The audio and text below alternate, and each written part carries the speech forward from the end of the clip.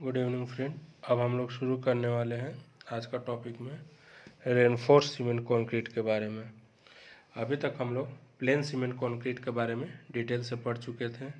अब reinforce cement concrete के बारे में अब इसमें डिटेल से पढ़ेंगे।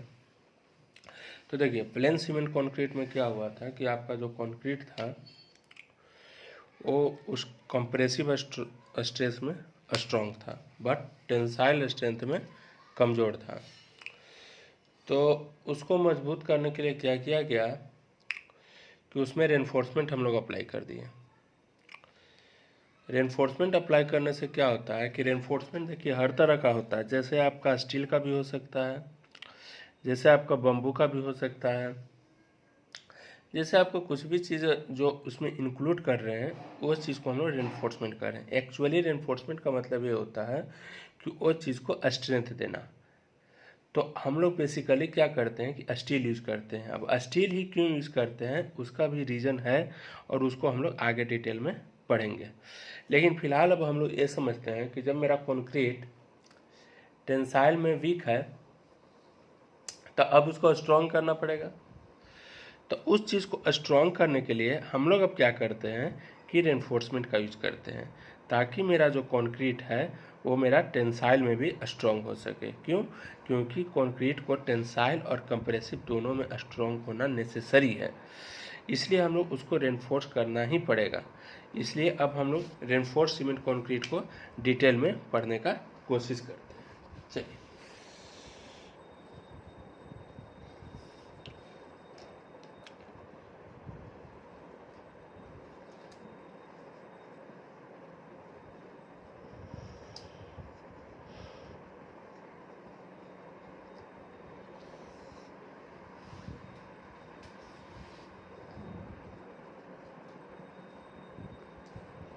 it is a concrete with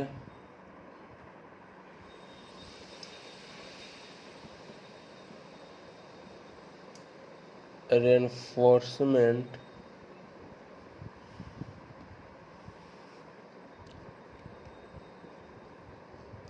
embedded in it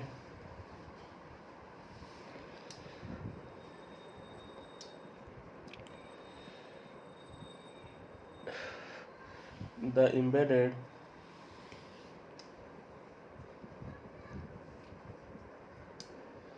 reinforcement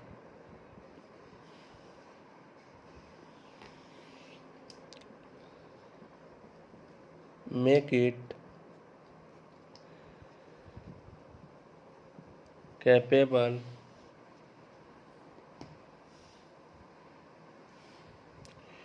of resisting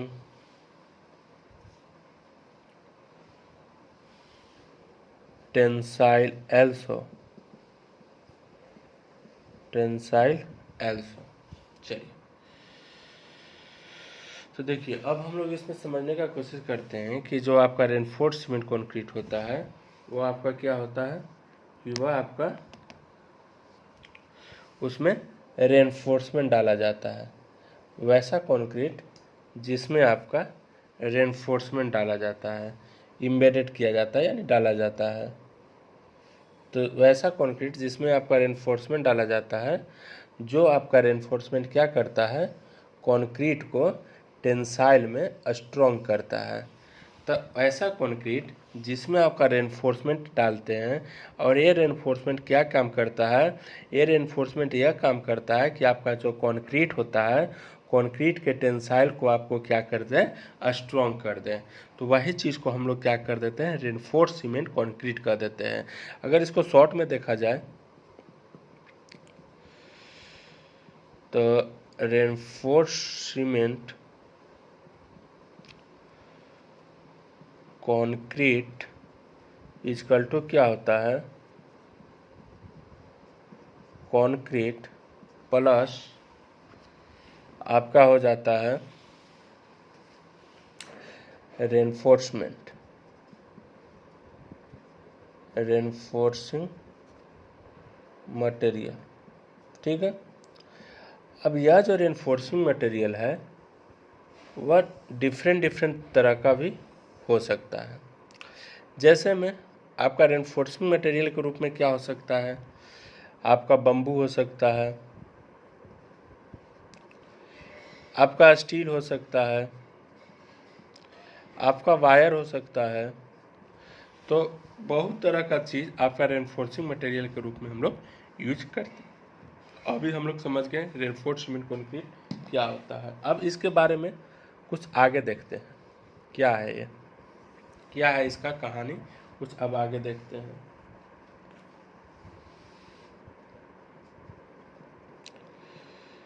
the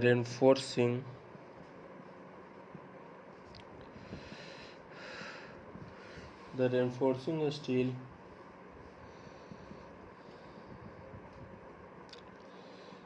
is placed in the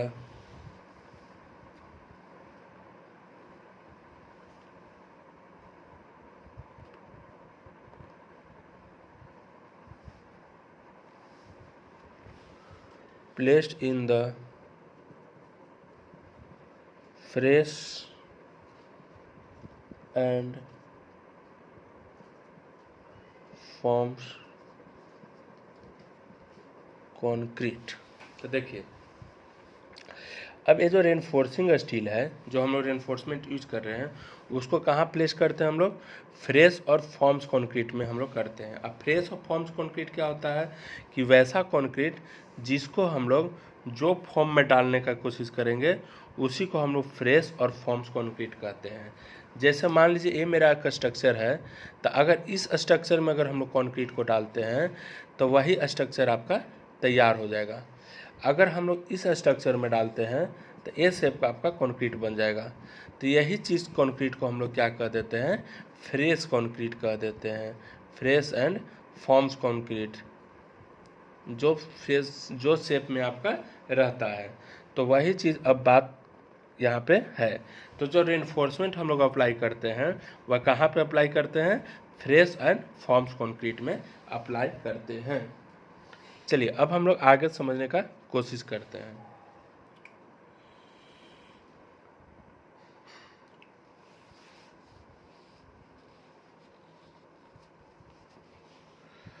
तो देखिए, स्टील बार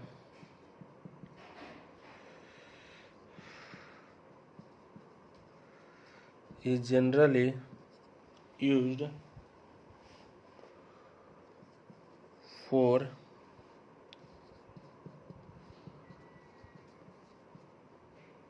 reinforcement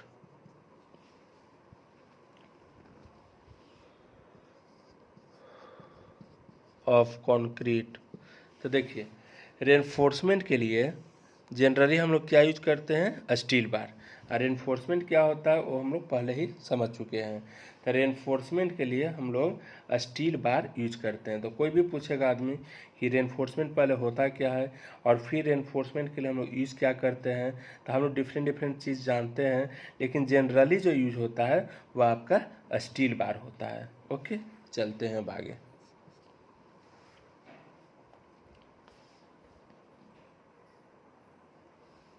तभी यह स्टील बार क्या कर रहा है उसके बारे में अब हम लोग देखते हैं। तो कह रहा है steel bar are embedded in tension zone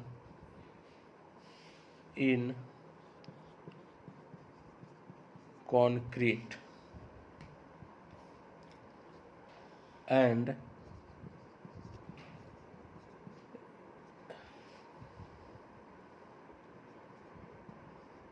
relieves it of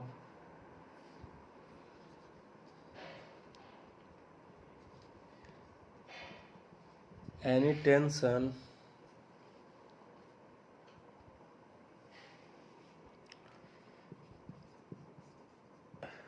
and take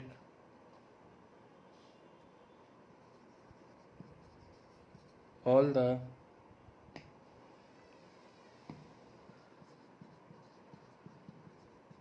tensile loading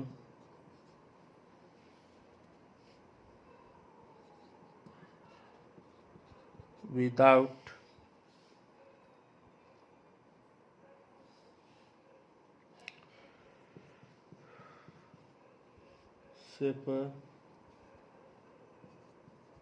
separating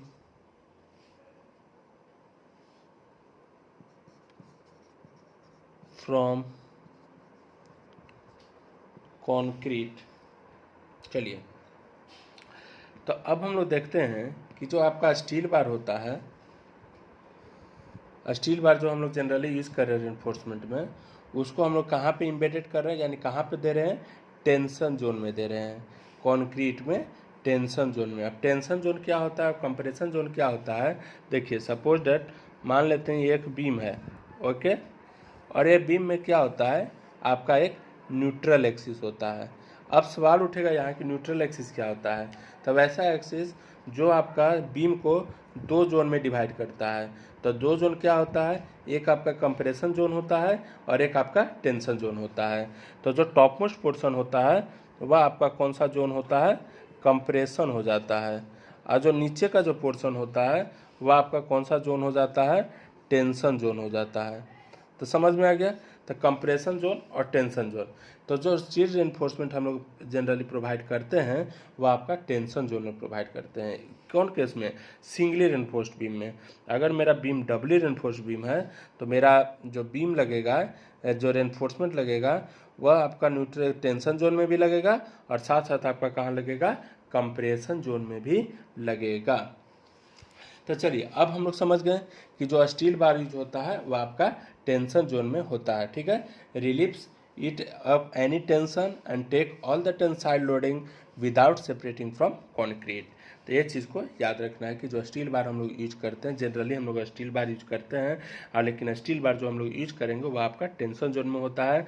और टेंशन जोन क्या होता है, कंप्रेशन जोन क्या होता है, वो आप भली बात ही समझ चुके हैं। अब हम लोग आगे समझने का कोशिश करते हैं।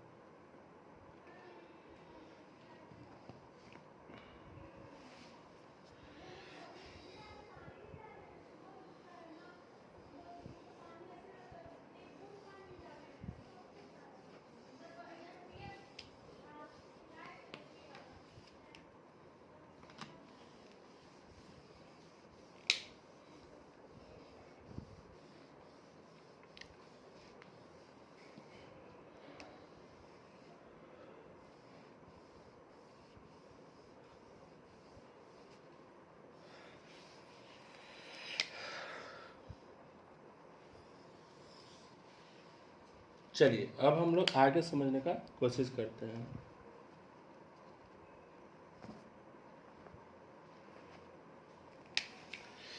तो कह रहा है कि reinforced cement concrete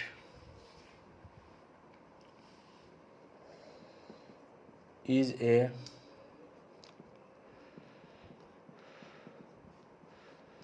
composite material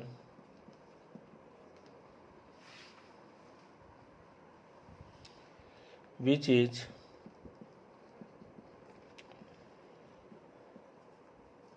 made up of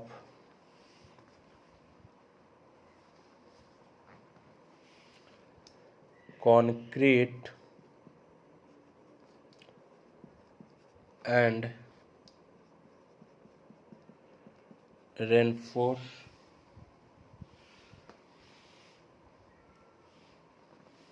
concrete and steel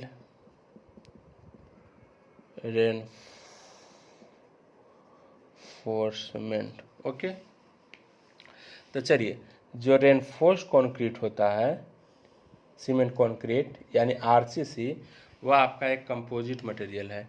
किस तरह का मटेरियल है, कंपोजिट मटेरियल। अब यहाँ सवाल उठता है कि कंपोजिट मटेरियल क्या होता है। तो कंपोजिट मटेरियल वैसा मटेरियल को कहते हैं जो दो या दो से ज़्यादा मटेरियल से मिलकर बनता है, उस मटेरियल को हम लोग क्या कह देते हैं, कंपोजिट मटेरियल कह देते हैं। तो जो रेनफोर्स्ड सीमेंट कंक्रीट होता है वो आपका कंपोजिट मटेरियल होता है। तो कंपोजिट मटेरियल आपको कैसे होगा, क्योंकि उसमें आपका कंक्रीट भी लग रहा है और साथ साथ उसमें आपका क्या लग रहा है, रेनफोर्समेंट भी लग रहा है। तो जब दो या दो से ज़्यादा मटेरियल उसमें हम लोग यूज करेंगे तो वह आपका कौन सा चीज़ हो जाएगा, वह आपका हो जाएगा कंपोजिट मटेरियल। इसलिए हम लोग कहते हैं कि जो रेनफोर्स्ड सीमेंट कंक्रीट है आपका, वह आपका क्या है, कंपोजिट मटेरियल है। और कंपोजिट मटेरियल है जो किससे बना हुआ है, आपका कंक्रीट से बना हुआ है और साथ साथ स्टील रेनफोर्समेंट से बना हुआ है। तो अगर हम लोग बाय द वे अगर इसको हम लोग शॉर्ट में देखें तो रेनफोर्स्ड सीमेंट कंक्रीट को हम लोग आरसीसी लिख देते हैं। तो आरसीसी इक्वल टू आपका हो जाता है कंक्रीट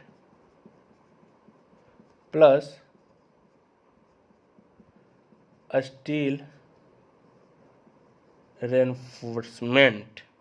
तो आरसीसी इक्वल टू आपका हो जाता है concrete plus steel reinforcement. Okay, जहाँ पे हम लोग स्टील रेनफोर्समेंट जो यूज कर रहे हैं, यहाँ पे स्टील की जगह बम्बू भी यूज कर सकते हैं, लेकिन बेसिकली अगर जनरली अगर देखा जाए तो स्टील ही आपका यूज किया जाता है। आगे हम लोग पढ़ेंगे कि स्टील ही क्यों यूज करते हैं और दूसरा कंपोनेंट क्यों नहीं यूज करते हैं, आगे भी हम लोग इसको डिटेल से पढ़ेंगे। ओके, चलिए आगे कर रहा है कि the bond between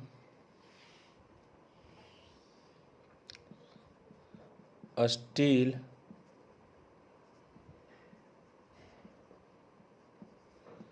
and surrounding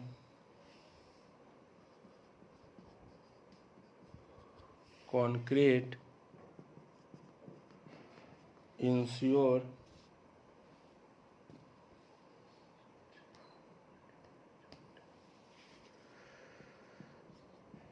a strain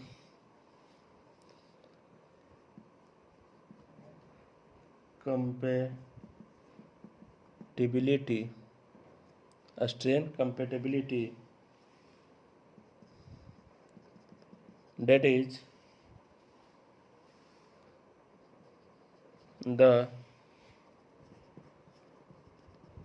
strain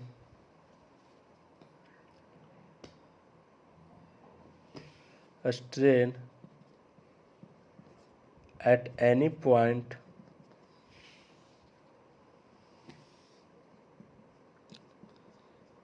in a steel and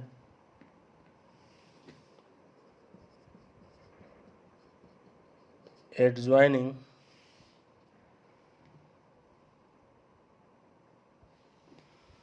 concrete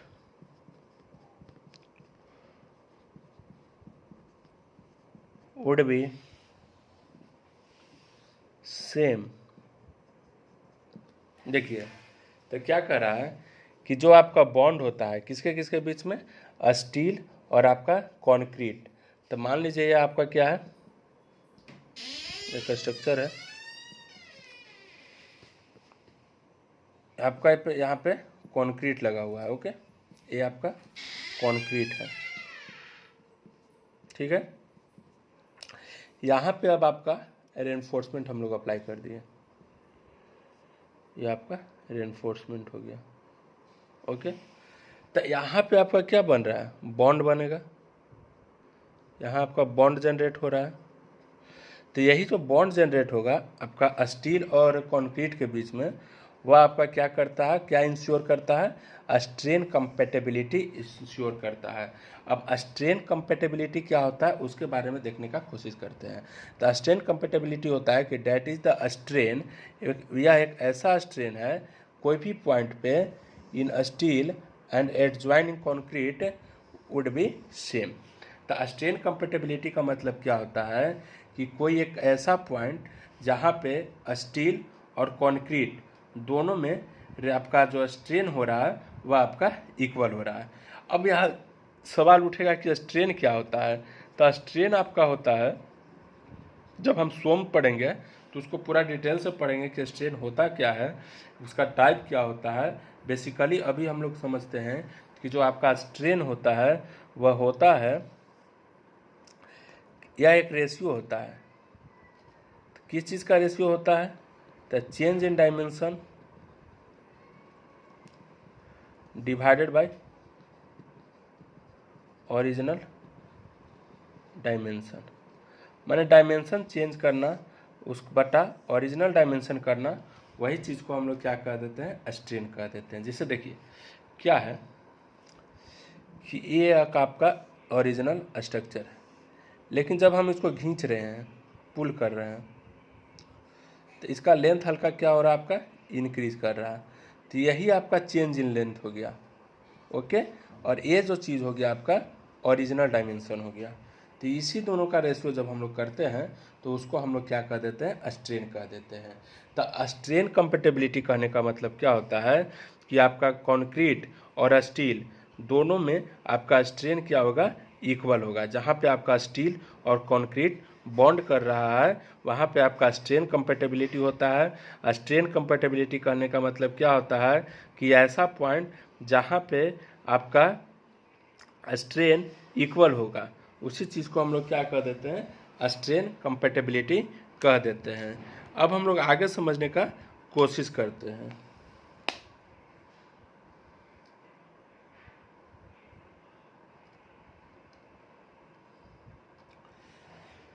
हम नेक्स्ट वीडियो में अब हम लोग इसको आगे समझेंगे।